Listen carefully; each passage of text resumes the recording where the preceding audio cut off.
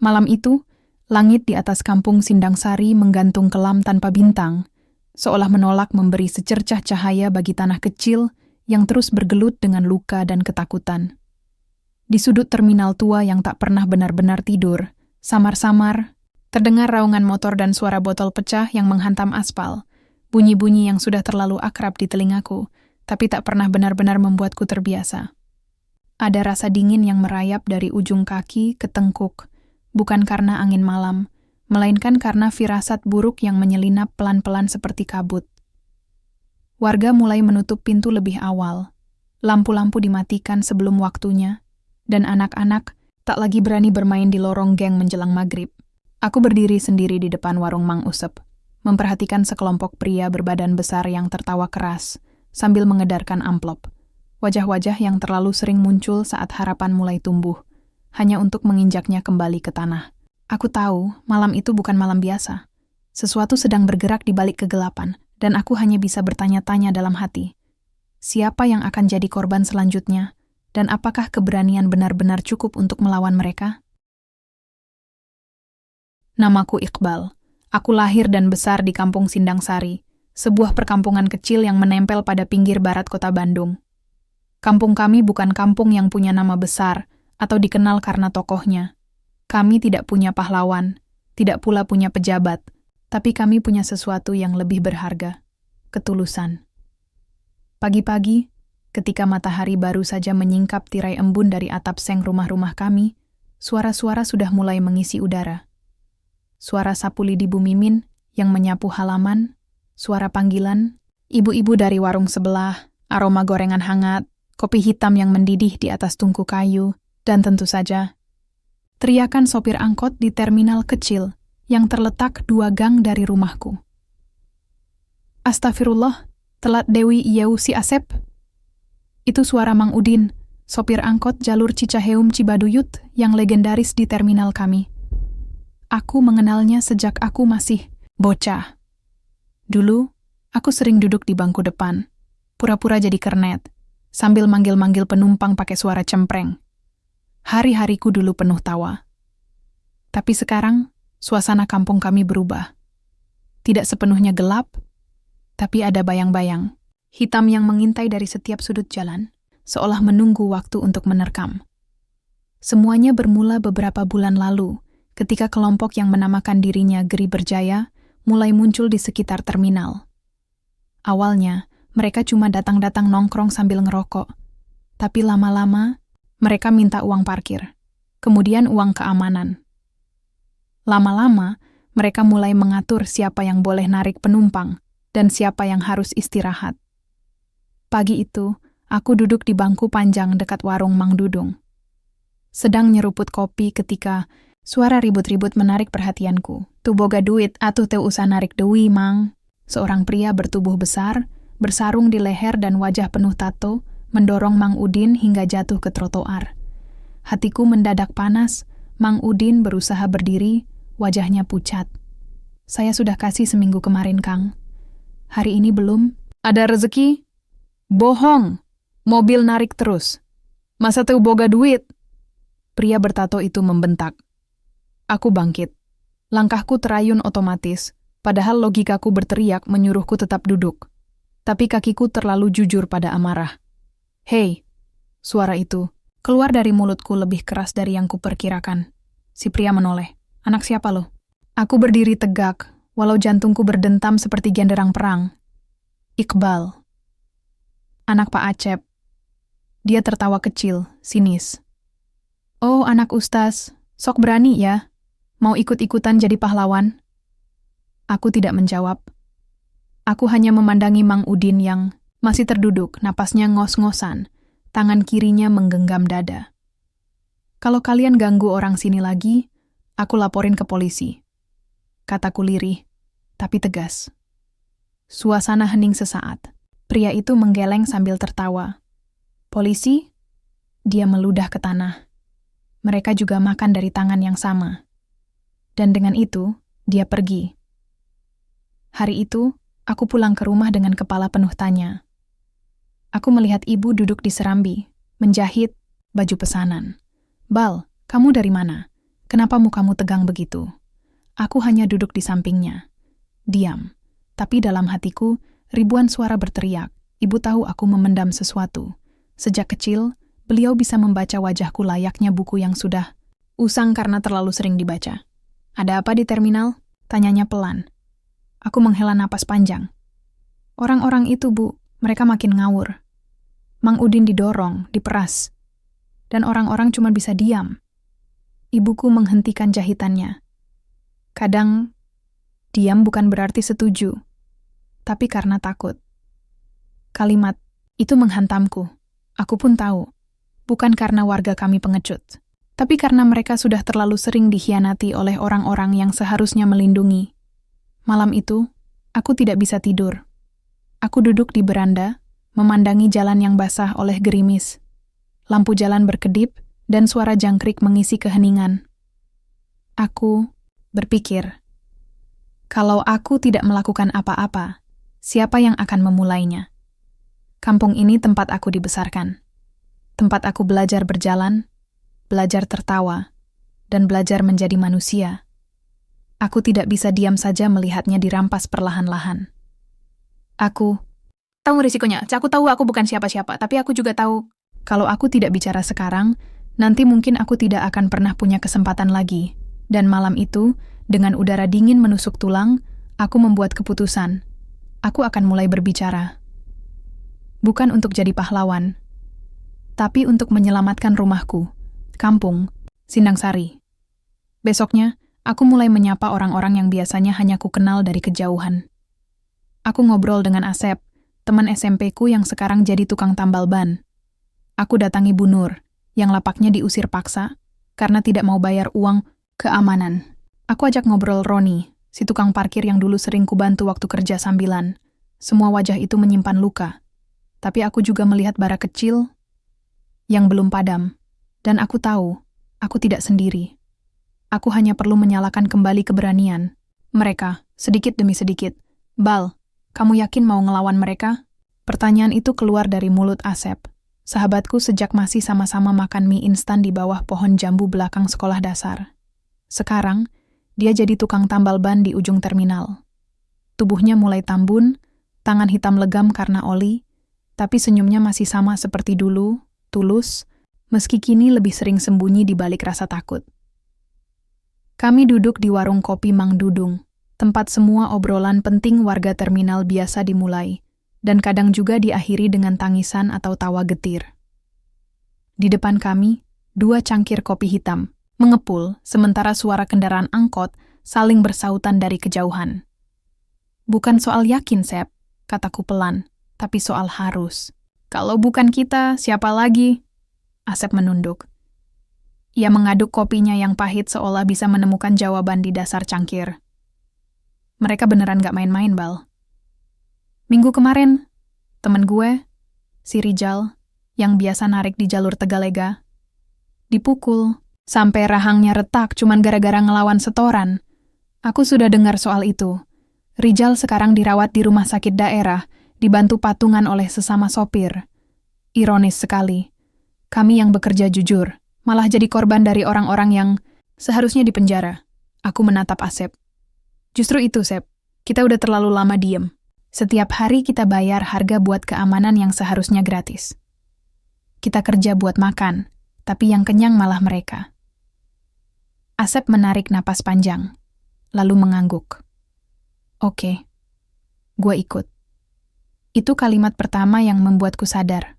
Perlawanan, ini sudah dimulai. Langkah pertama kami adalah membentuk lingkaran kecil. Hanya 5 orang. Aku, Asep, Roni, Bu Nur, dan Ayu. Gadis yang mengurus kios pulsa dan gorengan di pojokan terminal. Dia mungkin terlihat lemah, tapi sejak kecil dia sudah terbiasa mengurus adik-adiknya yang 3 orang. Ayahnya meninggal karena kecelakaan, dan ibunya sakit-sakitan. Kita nggak bisa langsung konfrontasi, kata Ayu saat pertemuan pertama kami, di ruang kosong milik Mang Dudung, yang dulu pernah jadi tempat les mengaji. Gimana maksudnya? Tanya Bu Nur. Ormas itu bukan cuma berani karena otot. Mereka punya koneksi. Polisi pun kadang tutup mata. Kita lawan mereka dengan cara terang-terangan, Kita habis duluan. Aku mengangguk. Betul. Jadi kita lawan bukan dengan kekerasan, tapi dengan bukti. Kami mulai mengumpulkan informasi. Merekam percakapan pemerasan secara diam-diam. Menyimpan foto, nama-nama, bahkan jenis kendaraan yang sering digunakan oleh anggota ormas. Semuanya dilakukan pelan-pelan, diam-diam. Dan, penuh risiko, Ayu punya ponsel butut yang disulap jadi alat perekam. Roni memantau pergerakan mereka dari pos parkir. Asep bertugas menyebarkan cerita pada sopir-sopir lain agar mereka ikut waspada. Sedangkan aku menulis. Menyusun semua data yang kami temukan. Menyimpannya di flash disk dan juga email rahasia. Semua berjalan rapi, sampai suatu hari, aku melihat satu kejadian yang membuat darahku mendidih. Siang itu, matahari terik. Asap dari knalpot kendaraan membuat udara seperti berlapis kabut tipis. Aku sedang duduk di ujung terminal, pura-pura membaca buku saat 2 orang dari Geri Berjaya menghampiri kios Bu Nur. Udah tanggal tua, Kang. Belum banyak yang beli, ini juga baru dapat 30.000. Bu Nur mencoba menjelaskan sambil menunjuk catatan usang di buku kasnya. Salah satu dari mereka menampar meja keras. Alasan. Kalau semua pedagang ngomong begitu, kita makan apa? Aku hendak berdiri. Tapi sebelum aku bergerak, pria itu menyambar kantong plastik berisi uang receh. Bu Nur menjerit pelan, matanya memohon. Tapi mereka tetap pergi, tertawa-tawa sambil memanggil temannya dari seberang jalan. Aku mendekat. Bu, ibu nggak apa-apa? Bu Nur menggigit bibirnya. Matanya merah, tapi ia tidak menangis. Dulu bapakmu pernah nolong ibu waktu rumah kebakaran. Sekarang kamu yang ada di sini.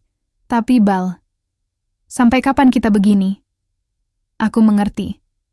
Bu Nur bukan minta kasihan. Dia minta keadilan. Sesuatu yang sudah lama dicuri dari hidupnya. Hari itu aku bersumpah dalam hati. Tak peduli berapa besar taruhannya. Orang-orang ini harus dihadapkan pada keadilan. Beberapa hari kemudian, aku mendapat informasi dari Ayu. Salah satu pejabat kelurahan akan datang ke terminal untuk sosialisasi program keamanan lingkungan. Namanya Pak Dharma. Beliau dikenal cukup bersih, walau belum tentu berani. Aku dan Ayu memutuskan untuk menemui beliau diam-diam setelah acara. Pak Dharma, kataku setelah acara bubar. Bolehkah saya bicara sebentar? Beliau menoleh, matanya penuh tanya, tapi tidak menolak. Kami berbicara di bawah pohon ketapang, jauh dari keramaian. Saya menunjukkan sebagian bukti. Rekaman suara, foto, catatan nama. Pak Dharma menatapnya lama, lalu menarik napas. Anak muda, kamu tahu apa? Yang kamu lakukan ini bisa berbahaya? Saya mengangguk. Tapi lebih berbahaya lagi kalau kami semua terus diam. Dia tidak langsung menjawab. Tapi malam itu, dia pulang dengan wajah serius dan janji akan menghubungi kami kembali. Tapi ketenangan itu tidak bertahan lama. 3 malam setelah pertemuan dengan Pak Dharma, rumah Asep dilempari batu. Kaca depan pecah. Ibunya menjerit, adiknya menangis. Tak ada polisi yang datang meski Asep melapor. Besoknya, aku mendapat pesan di ponsel. Tidak bernama. Hanya 1 kalimat. Berhenti sebelum semuanya terlambat. Tanganku gemetar. Tapi hati, ini tidak mundur. Ini bukan lagi tentang terminal. Ini tentang harga diri. Tentang harga sebuah keamanan. Dan aku tidak akan berhenti. Angin malam menyusup ke sela-sela genteng rumahku, membawa aroma tanah basah sisa hujan sore tadi. Aku duduk di depan meja kecil di kamarku, menatap layar ponsel yang masih menampilkan pesan ancaman dari orang tak dikenal. Berhenti sebelum semuanya terlambat. Kata-kata itu bukan hanya peringatan. Itu ancaman. Tegas. Dingin. Dan mematikan. Tapi anehnya, bukan rasa takut yang memenuhi dadaku. Justru rasa bersalah yang lebih berat. Karena setelah apa yang terjadi pada Asep dan keluarganya, aku merasa semua ini adalah kesalahanku. Asep menemuiku sore tadi. Mata kirinya memar, keningnya sobek kecil. Tapi bukan luka fisiknya yang membuatku tercekat, melainkan raut wajah ibunya ketika berdiri di ambang pintu. Wajah yang sudah terlalu tua untuk wanita seusianya. Wajah seorang ibu yang terlalu sering berdoa tanpa jawaban. "Bal," suara Asep berat. "Lu janji kan, gak bakal tarik orang lain ke masalah ini?" Aku menunduk. Tak kuasa membalas tatapannya. "Gue gak narik siapa-siapa, Sep. Tapi kita udah masuk terlalu dalam. Mereka tahu." Dia menarik napas panjang, lalu duduk di kursi plastik depan rumahku. "Gue gak nyalahin lu.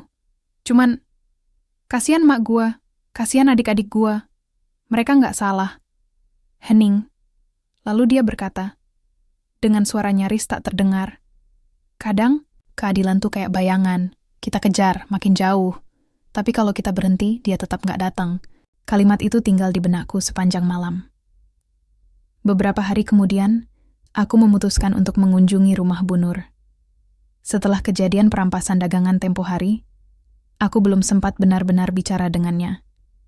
Aku membawa seikat pisang dan sebungkus gula, sesuatu yang kecil, tapi mungkin bisa menyambung obrolan. Rumah Bu Nur berada di gang sempit belakang terminal, berdinding kayu yang mulai lapuk. Ketika aku tiba, ia sedang menyuapi anak laki-lakinya yang masih kecil. Kurus, rambutnya, kusut matanya sayu. "Masuk, Bal. Maaf ya, rumah berantakan." Bu Nur tersenyum, tapi aku tahu itu senyum yang dipaksa. Aku duduk di lantai, di atas tikar usang yang telah banyak tambalan. "Bagaimana dagangan, Bu?" Bu Nur menghela napas. "Ya, alhamdulillah masih bisa makan. Tapi trauma itu, Bal. Tiap ada laki-laki gede datang, hati ini langsung berdegup." Aku terdiam. Lalu, dengan hati-hati, aku bertanya, "Bu, apa Ibu pernah berpikir untuk lapor polisi?" Dia tertawa kecil, getir. "Bal, kamu tahu nggak? Waktu almarhum suamiku dibacok, maling gara-gara nolak kasih rokok, aku lapor. Tapi kata polisi, nggak ada saksi, nggak ada bukti. Akhirnya kasusnya hilang begitu aja." Suasana mendadak hening. Lalu Bu Nur berkata, "Bal, Ibu nggak takut mati. Tapi Ibu takut anak Ibu hidup dalam ketakutan seumur hidup." Aku merasa dadaku sesak, seolah semua kemarahan yang aku pendam selama ini menemukan wajah nyata dalam sosok wanita tua yang duduk di depanku.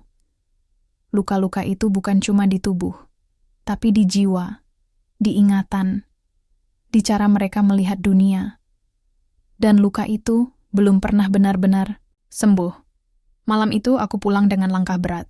Tapi di tengah jalan, aku melihat seseorang berdiri di dekat pos ronda yang sudah lama kosong.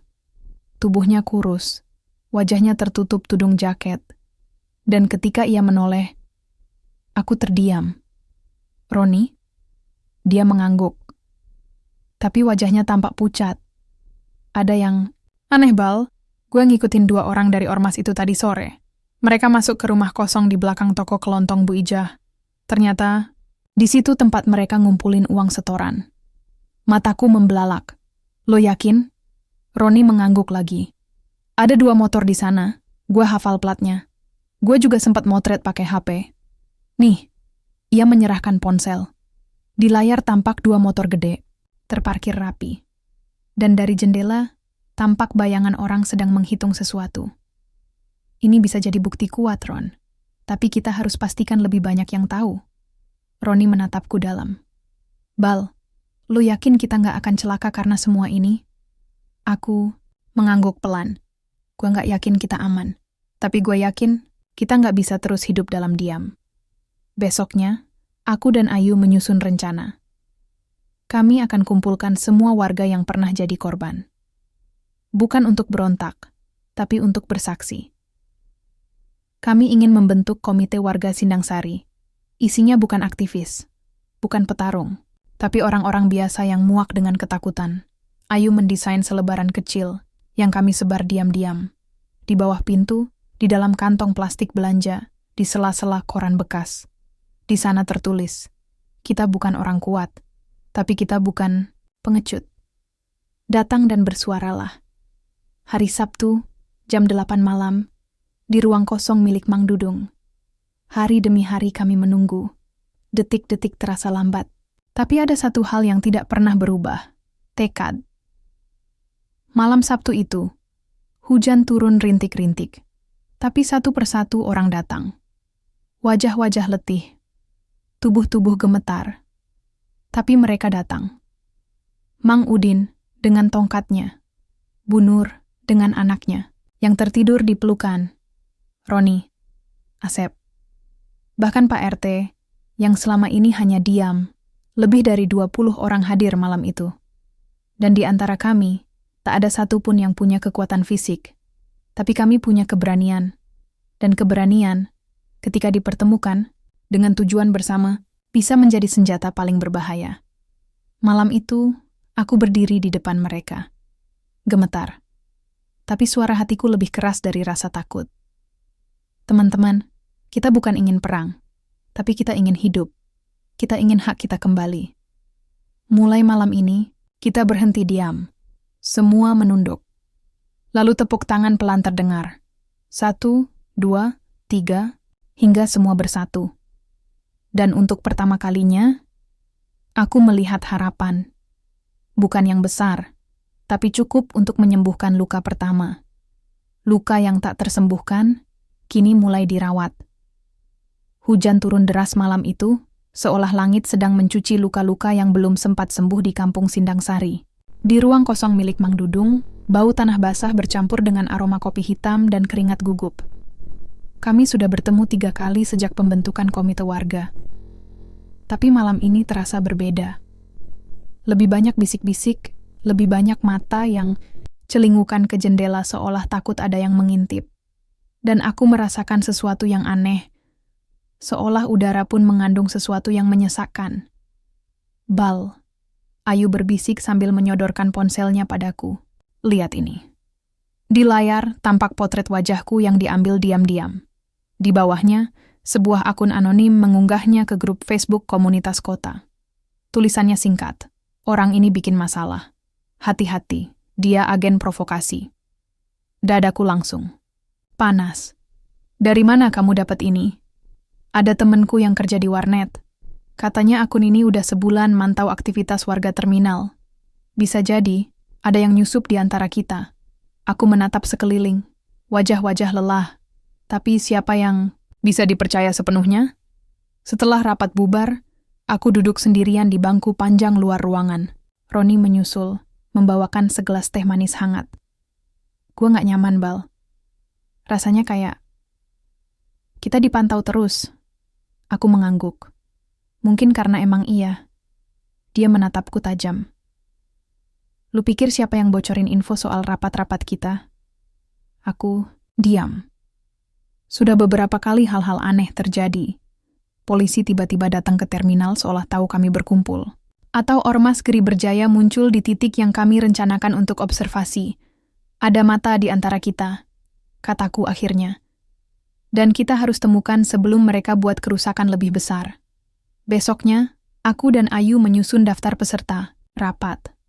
Kami mulai menandai siapa yang paling aktif, siapa yang jarang bicara, siapa yang datang belakangan dan pulang tergesa. Bukan untuk mencurigai, tapi untuk berjaga.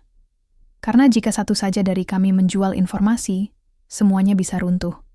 Namun sebelum kami sampai ke tengah analisis, berita buruk datang lebih dulu. Warung Bu Nur dibakar. Bukan kebakaran karena arus listrik, tapi benar-benar dibakar. Di dindingnya, dengan cat merah menyala, ada tulisan besar. Jangan sok jadi pahlawan, Bu. Nur selamat. Tapi ia menangis sepanjang malam. Uang tabungannya hangus. Buku dagangannya habis. Anak kecilnya demam tinggi karena asap. Dan polisi? Mereka hanya datang untuk formalitas. Tidak ada penyelidikan serius. Tidak ada perlindungan. Ayu memeluk Bu Nur. Roni menggigit bibirnya sampai berdarah. Dan aku merasa gagal. Bal, kata Asep lirih. Kalau lo butuh bantuan lebih, gue punya kenalan. Dulu pernah kerja di media lokal. Dia jurnalis. Aku menatapnya. Lo yakin bisa percaya? Asep mengangguk. Dia pernah hampir dihajar gara-gara nulis soal korupsi kelurahan, tapi dia nggak gentar. Kami sepakat untuk bertemu orang itu malam Minggu. Namanya Bayu.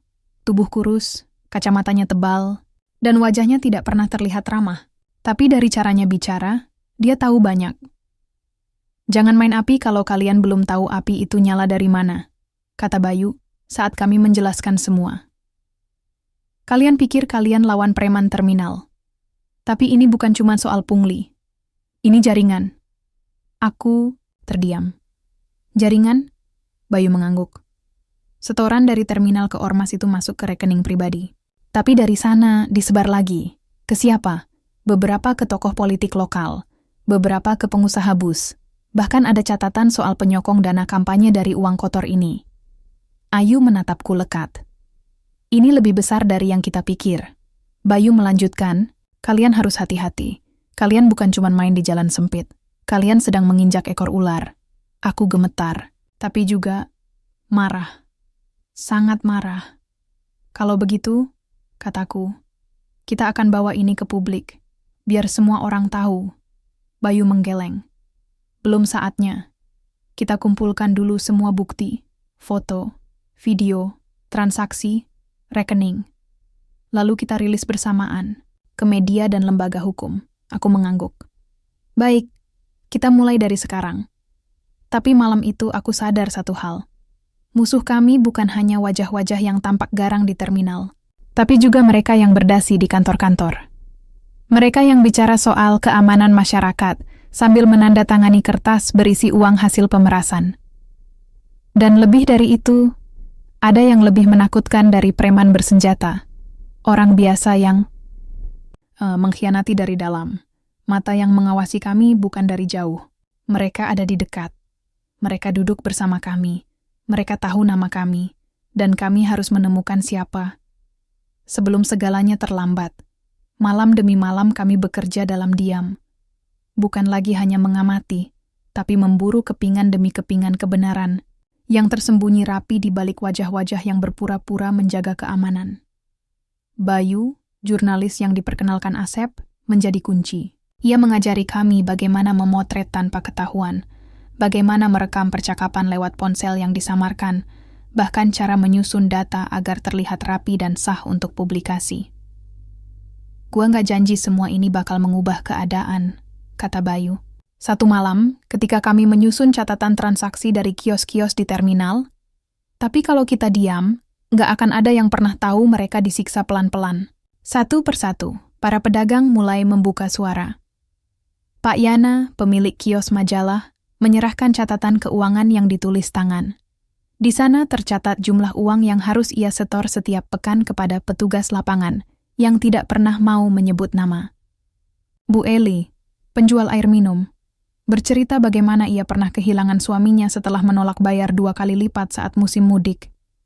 Dia dipukuli. Di depan saya. Lalu hilang 2 hari. Pulang-pulang. Sudah kayak bukan orang, katanya sambil mengelap air matanya. Setiap kesaksian itu seperti pisau, menyayat lebih dalam dari yang sebelumnya. Tapi tak ada yang lebih menyayat daripada kabar pagi itu.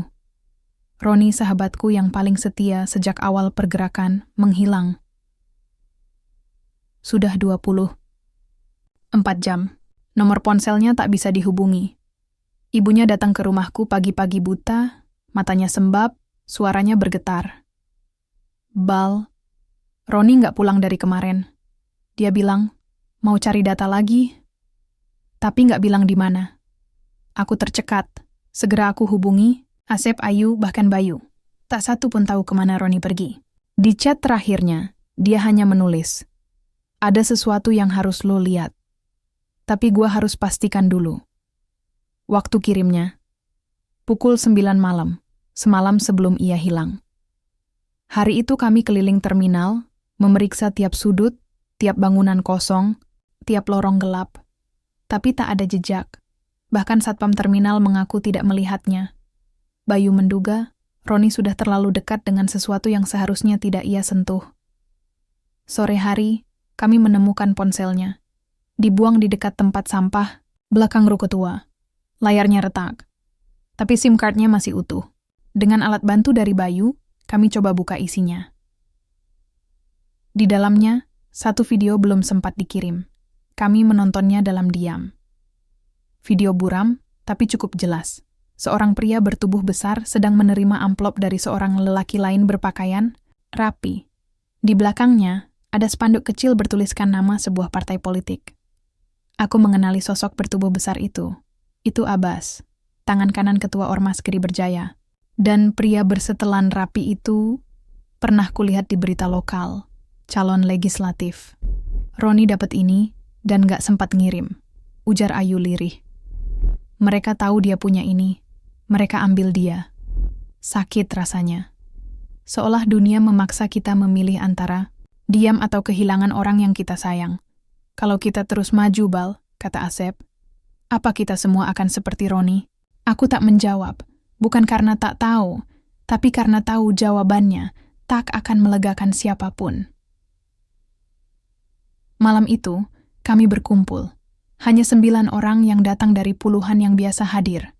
Sisanya, takut, atau mungkin sudah ragu.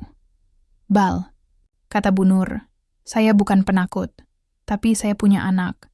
Saya nggak bisa mati konyol demi kebenaran yang nggak tahu bakal kemana. Aku mengerti, tapi juga merasa terluka. Kalau kita mundur sekarang, kataku, berarti semua yang udah kita kumpulkan, semua keberanian kita, jadi sia-sia. Keberanian gak bisa ngalahin kekuasaan, Bal, kata Pak RT, yang untuk pertama kalinya datang dan bicara. Mereka bukan sekadar preman. Mereka punya jaring. Polisi pun bisa tutup mata. Pemerintah pura-pura tuli. Aku menggenggam tangan. Kencang sekali. Lalu Ayu berdiri. Suaranya gemetar, tapi matanya tajam. Kalau kita berhenti sekarang, kita kehilangan 2 hal, keadilan dan martabat. Aku menatap Ayu. Untuk pertama kalinya, kami satu suara dalam putus asa dan keberanian. Yang mau lanjut, tetap di sini. Yang mau pergi, saya tidak akan menahan. Tapi jangan pernah bilang pada siapapun bahwa kita pernah percaya pada kebaikan. Henning. Satu persatu orang berdiri dan pergi. Tinggal 4 dari kami. Aku, Ayu, Asep, dan Bayu. Dan di ruang sempit, itu kami tahu perjuangan kami baru saja berubah dari perlawanan komunitas menjadi misi penyelamatan kebenaran. Beberapa hari kemudian, Bayu membawa kabar. Video yang ditemukan Roni akan segera dirilis ke publik lewat sebuah situs berita independen. Tapi ia memberi satu syarat. Kalian harus siap kalau nama kalian disebut. Setelah ini, kalian bukan hanya pemburu kebenaran. Kalian akan jadi target. Kami saling tatap. Tak ada senyum. Tak ada tawa. Hanya tekad. Kami sudah terlalu jauh untuk kembali, kataku. Dan di hari itu, aku tahu. Kebenaran yang kita miliki sudah terluka. Tapi luka itu bukan akhir. Itu peringatan. Bahwa saat kita memilih jalan ini, kita harus siap kehilangan segalanya. Termasuk orang yang paling berarti. Dan itulah harga dari kebenaran. Aku berdiri di ujung gang kecil yang menghubungkan kampung kami dengan jalan utama terminal. Nafasku berat, dada terasa sesak. Semua suara di sekitar seolah menghilang, kecuali detak jantung yang berdebar tak tertahankan. Ini bukan hanya tentang kami. Ini sudah jadi tentang hidup dan mati. Sejak video Roni dirilis, suasana di kampung Sindang Sari berubah drastis. Ormas Geri Berjaya tak tinggal diam. Mereka semakin brutal, mengintimidasi warga dengan cara-cara yang sebelumnya hanya kami dengar dari cerita. Malam itu, aku berdiri bersama Ayu, Asep, dan Bayu, merancang strategi untuk mengumpulkan warga dan menghadapi ancaman yang kian nyata. Tiba-tiba, suara langkah berat terdengar dari balik bayang-bayang. Sesosok tubuh muncul perlahan, dengan wajah yang kukenal baik, Iqbal. Suara itu berat, bergetar, tapi penuh luka. Aku membeku. Dadan, sahabatku. Teman seperjuangan yang dulu kami impikan akan mengubah dunia kecil kami jadi tempat yang lebih baik. Tapi kini dia berdiri di sisi lain, dengan seragam ormas Geri Berjaya. Yang mengerikan itu, Dadan menatapku dalam-dalam. Matanya penuh pergolakan. "Kenapa kau di sini, Bal?" Tanyanya lirih, tapi dengan nada yang menyimpan ribuan kata yang tak terucap. Aku menatapnya balik, suara nyaris patah. "Kami sedang berjuang untuk kampung kita, Dad. Kau di pihak siapa sekarang?" Dia menghela napas panjang, menunduk sejenak. Aku nggak punya pilihan, Iqbal. Hidupku sudah terlanjur begini. Aku lakukan semua ini demi keluargaku. Aku merasa dada tercekik. "Dadan, kau tahu jalan ini bukan jalan kita. Ingat masa lalu kita. Ingat janji yang pernah kita buat." Dia mengangkat wajah, air matanya mulai menetes. "Tapi aku sudah terluka. Terlalu dalam, Bal. Kau nggak tahu apa yang sudah terjadi padaku." Pertarungan batin itu terasa semakin berat. Antara pertemanan yang dulu mengikat erat dan kenyataan pahit yang kini membelah kami. Aku tahu bentrokan antara kami dan ormas Geri Berjaya sudah tak terelakkan. Namun, menghadapi Dadan, sahabat lama, yang kini jadi musuh, membuat semuanya semakin rumit. Apakah aku harus melawannya atau mencoba menyelamatkannya? Pilihan itu akan menentukan bukan hanya nasib kami, tapi juga kampung Sindang Sari. Malam itu, rencana perlawanan semakin matang. Warga mulai bersiap dengan keberanian yang tumbuh dari luka dan harapan. Namun di dalam hati, aku menyimpan harapan kecil, bahwa di balik dinding kekerasan, masih ada celah untuk persahabatan dan pengampunan. Aku duduk di sudut ruang kecil di rumah Ayu, dikelilingi oleh peta dan catatan-catatan perlawanan kami. Tapi pikiranku bukan di sini. Ia tertambat pada satu wajah yang terus mengusikku, dadana pertemuan, kami malam lalu membekas dalam ingatan. Ada luka yang dalam di matanya, tapi juga ketegasan yang sulit ditembus. Aku tahu, pertarungan ini bukan hanya tentang kekuatan fisik, tapi juga tentang hati. Aku memutuskan untuk mencari tahu lebih banyak tentang Dadan. Aku harus tahu apa yang membuatnya terjatuh sedemikian jauh. Malam-malam kuhabiskan dengan menyusuri jejaknya, berbicara dengan orang-orang yang mengenalnya, mencoba mengorek rahasia yang tersembunyi. Dari Bu Ratna, tetangga lama Dadan, aku mendapat cerita pahit. Dadan dulu bukan seperti sekarang. Ia pemuda ceria, penuh semangat, dan sangat perhatian pada keluarganya. Tapi sebuah tragedi mengubah segalanya. Dadan kehilangan adiknya Bal, kata Bu Ratna dengan suara serak. Waktu itu, adiknya terjebak dalam kerusuhan di terminal. Dia berusaha membantu, tapi malah jadi korban. Dadan merasa bersalah. Dia pikir dia gagal melindungi keluarganya. Rasa bersalah itu, kurasa, adalah batu yang menahan Dadan jatuh ke jurang gelap. Aku teringat saat-saat dulu kami bermimpi bersama, membayangkan kampung kami bebas dari ketakutan. Tapi nyatanya, mimpi itu sudah jauh dari genggaman. Suatu sore, aku menyusuri jalan setapak menuju terminal, tempat Dadan sering nongkrong. Di sana aku bertemu dengannya. Tatapan kami bertemu, dan untuk sekejap dunia seolah berhenti. "Kau masih peduli, Bal?" tanyanya suaranya getir. "Aku peduli, Dad. Aku peduli karena aku tahu kau lebih dari apa yang kau tunjukkan sekarang." Dia menghela napas, lalu berkata, "Aku juga ingin keluar dari semua ini, tapi mereka tidak akan membiarkanku pergi." Aku terdiam. Dadan terjebak dalam lingkaran yang sulit diputus. Dan aku menyadari, untuk menyelamatkannya, aku harus melakukan lebih dari sekadar berperang melawan ormas. Aku harus melawan jaringan gelap yang mengikatnya. Di malam berikutnya, kami mengadakan rapat tertutup. Aku bercerita pada Ayu, Asep, dan Bayu tentang Dadan. Mereka semua paham bahwa pertarungan ini bukan sekadar fisik, tapi juga perasaan. "Kita harus hati-hati," kata Bayu. "Jika kita ingin menyelamatkan Dadan, kita juga harus siap dengan risiko yang lebih besar." Ayu menatapku, matanya penuh tekad. Tidak ada yang lebih berharga daripada nyawa sahabat. Hari demi hari, aku semakin yakin.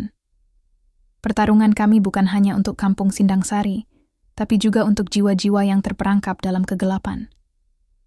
Aku berjanji pada diriku sendiri, bahwa aku tidak akan membiarkan Dadan tenggelam sendirian. Malam itu, udara terasa pekat dan berat. Seperti menekan tulang-tulangku, membuat setiap tarikan napas menjadi perjuangan. Aku duduk di pojok rumah Ayu, menatap peta yang sudah lusuh, garis-garis yang kami buat untuk merencanakan perlawanan. Tapi pikiranku jauh dari situ. Hanya satu yang berputar terus dalam kepala. Dadan. Hari-hari terakhir ini menjadi medan pertempuran bukan hanya di jalanan, tapi juga dalam hatiku sendiri. Sahabatku itu, yang kini berdiri di sisi yang berlawanan, semakin terjebak dalam gelap. Aku tahu, keputusan yang akan aku ambil nanti bukan hanya menentukan nasib Kampung Sindang Sari, tapi juga masa depan persahabatan kami. Aku menerima pesan singkat dari Ayu, mengabarkan bahwa Dadan ingin bertemu di tempat kami dulu biasa bermain, waktu kecil. Sebuah lapangan kecil di pinggir kampung yang kini hampir terlupakan. Jantungku berdegup kencang. Sesampainya di sana, aku melihat sosok Dadan berdiri sendiri, menatap kosong ke arah langit malam yang kelam. Wajahnya berbeda. Ada kelelahan, ada penyesalan yang dalam. "Kau datang," ucapnya pelan saat aku mendekat. "Aku datang, Dad. Kita harus bicara." Dia menunduk. "Aku tahu, Bal. Aku sudah melakukan banyak kesalahan. Tapi kau harus tahu, aku masuk ke ormas itu bukan karena aku ingin, tapi karena terpaksa." Aku mendengarkan dengan seksama saat dia bercerita tentang tekanan, ancaman, dan pilihan yang terasa seperti jebakan. Tentang keluarganya yang terancam, tentang rasa takut yang membuatnya menyerah pada keadaan. "Aku ingin keluar, tapi aku takut mereka akan membunuhku," katanya dengan suara serak. Aku menarik napas panjang. Ini adalah saat yang harus aku buat keputusan terberat. "Kau bisa keluar, Dad. Tapi kau harus bantu kami. Kita bisa lawan mereka bersama, bukan sebagai musuh." Matanya menatapku penuh harap sekaligus takut. Tapi kalau aku ketahuan, aku bisa kehilangan segalanya. Bahkan, nyawaku. Aku mengangguk, memahami betapa besar risikonya. Kita akan buat rencana. Kita tidak akan bertindak gegabah. Kita butuh bukti kuat dan dukungan yang cukup. Hari-hari berikutnya kami bekerja sama secara rahasia. Dadan memberikan informasi penting tentang aktivitas ormas, jalur distribusi uang, dan siapa saja yang terlibat dalam jaringan itu. Setiap data yang kami dapat membuat rencana kami semakin solid. Namun, ketegangan semakin meningkat. Ormas Geri Berjaya mulai merasakan ancaman dan tindakan mereka menjadi lebih brutal. Serangan terhadap warga semakin sering, intimidasi tidak kenal waktu, dan rasa takut menyelimuti kampung. Suatu malam, saat kami tengah mengumpulkan bukti di sebuah gudang kosong dekat terminal, kami disergap. Ledakan suara keras menggema, diikuti oleh teriakan dan kekacauan. Aku dan Dadan terpisah dalam kerumunan. Suara dentuman dan tembakan membuat jantungku berdegup kencang. Dalam kekacauan itu, aku melihat Dadan terluka, tapi dia berusaha melindungiku. Pertarungan itu brutal. Tapi yang lebih sakit adalah melihat sahabat lama berubah menjadi pejuang yang tak kenal takut demi melindungi aku dan kampung kami. Setelah peristiwa itu aku tahu, tidak ada jalan mudah, tidak ada kemenangan tanpa pengorbanan. Dan persahabatan sejati terkadang harus diuji dalam api yang paling panas. Darah dan debu masih menyelimuti udara ketika pagi mulai merayap ke ufuk timur. Bau asap dan suara sirene masih menggema samar-samar di telingaku. Tapi di tengah reruntuhan itu, ada sesuatu yang berbeda. Ada harapan yang mulai tumbuh, samar namun nyata. Kami, warga Kampung Sindang Sari, telah melewati malam yang paling kelam. Pertempuran yang kami duga tak terelakkan akhirnya terjadi. Tapi bukan hanya kekerasan yang tersisa, melainkan semangat yang membara. Dadan, meskipun terluka, tetap berdiri teguh di sisi kami. Keberanian dan pengorbanannya menjadi bahan bakar bagi kami semua untuk terus berjuang. Aku melihatnya bukan hanya sebagai mantan sahabat yang tersesat, tapi sebagai saudara seperjuangan yang kembali pulang. Kami mulai menyusun langkah baru. Bekerja sama dengan beberapa aktivis dan media independen yang siap mengangkat suara kami ke permukaan. Video dan bukti-bukti yang Roni kumpulkan kini tersebar luas, membuka mata banyak orang tentang realita yang selama ini tersembunyi. Namun, ancaman belum sepenuhnya hilang. Ormas Geri Berjaya tidak tinggal diam. Mereka mulai mundur perlahan, tapi masih mencoba mengintimidasi dengan cara-cara terselubung. Kami sadar, pertempuran ini belum usai. Tapi sekarang, kami punya sesuatu yang tak pernah kami miliki sebelumnya. Solidaritas dan keberanian bersama. Hari-hari berikutnya dipenuhi dengan pertemuan-pertemuan komunitas, kampanye damai, dan penggalangan dukungan dari berbagai pihak. Setiap langkah kecil menjadi kemenangan besar bagi kami. Dalam satu kesempatan aku duduk bersama Dadan di bawah pohon mangga tua di kampung. Kami berbicara panjang tentang masa lalu, luka, dan impian yang dulu pernah kami bagi. "Kau tahu, Bal," katanya dengan suara pelan, "aku hampir menyerah. Tapi melihat kalian, melihat orang-orang yang berani melawan, aku tahu masih ada harapan." Aku tersenyum, walau hati masih berat. Kita semua terluka, Dad, tapi luka itu yang membuat kita kuat. Aku sadar, perjuangan kami belum selesai. Masih ada banyak yang harus diperbaiki, banyak yang harus dilindungi. Tapi sekarang, kami bukan lagi korban, kami adalah pejuang. Dan disinilah, di kampung Sindang Sari, aku belajar arti sejati dari keberanian dan persahabatan. Langit mulai menguning saat fajar menyingsing di atas kampung Sindang Sari. Udara pagi membawa aroma tanah basah dan harapan baru, yang samar-samar menyelinap ke setiap sudut kampung. Aku berdiri di depan rumah, menatap jalan setapak yang dulu penuh ketakutan, kini mulai dipenuhi senyum dan langkah ringan warga. Perjuangan kami telah melewati banyak badai. Luka, kehilangan, dan rasa takut yang dulu membelenggu kini berubah menjadi kekuatan yang menyatukan kami. Kampung kecil kami tak lagi hanya tempat bertahan, tapi tempat di mana kami berdiri tegak, menolak ditindas. Dadan, yang dulu menjadi bayang-bayang di tengah kegelapan, kini duduk di sampingku. Wajahnya menunjukkan bekas-bekas luka, tapi matanya bersinar dengan keyakinan dan damai. Kami sudah melewati begitu banyak bersama, dan kini kami tahu, masa depan ada di tangan kami sendiri. Dalam beberapa bulan terakhir, dukungan dari berbagai lapisan masyarakat datang mengalir. Media massa memberitakan kisah kami, aparat mulai membuka mata, dan komunitas luar kampung pun ikut membantu. Tapi yang paling penting adalah keberanian yang tumbuh dalam diri setiap warga Sindang Sari. Aku berjalan menyusuri kampung, menyapa satu persatu warga yang kini kembali menjalani hidup dengan penuh harapan. Anak-anak bermain di jalanan, ibu-ibu berjualan dengan senyum, dan para pemuda mulai mengorganisasi kegiatan positif untuk mengisi waktu luang mereka. "Aku bangga pada kalian, semua," ucapku kepada warga saat pertemuan di balai desa. "Kita sudah membuktikan bahwa ketakutan bisa dikalahkan dengan keberanian, bahwa suara kecil bisa menjadi kekuatan besar, dan bahwa persatuan adalah kunci dari perubahan." Suara tepuk tangan mengisi ruangan, menghangatkan hati yang dulu beku. Oleh intimidasi, di malam harinya aku duduk di beranda rumah, menatap bintang-bintang yang bertaburan di langit. Aku teringat janji-janji masa muda, dan aku tahu kami telah melangkah jauh dari mereka. Tapi perjalanan belum selesai. Kita harus terus menjaga kampung ini. Bisiku pada diri sendiri. Untuk Roni, untuk Dadan, untuk semua yang percaya. Fajar baru telah tiba di Sindang Sari. Bukan hanya sebagai awal hari yang baru, tapi sebagai simbol harapan, perjuangan, dan kehidupan yang terus berlanjut.